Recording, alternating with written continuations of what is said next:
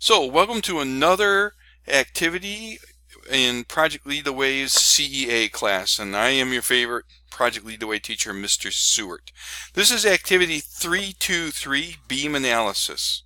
So the introduction says that once a design load that will be imposed on a beam has been identified and quantified, the structural engineer has to analyze the beam to determine the beam strength necessary to resist applied loads.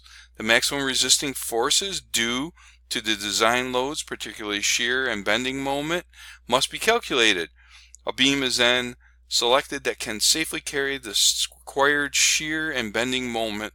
The maximum shear and bending moment can be represented using shear and moment diagrams.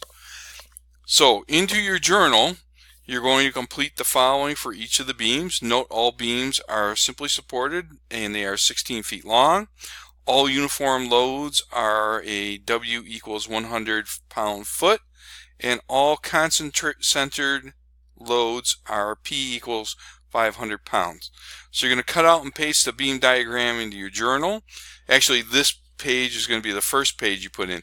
I goofed and put this in as the last page, but you're going to do better than me. You're going to sketch a free body diagram. You're going to find the reaction forces / end shear using the equations of equilibrium. You're going to sketch shear and moment diagrams. You're going to calculate maximum moment, and you're going to annotate the diagrams with appropriate shear and moment magnitudes.